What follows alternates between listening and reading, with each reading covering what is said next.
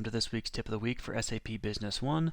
This week's Tip of the Week, we're going to show you a couple keyboard shortcuts for closing windows.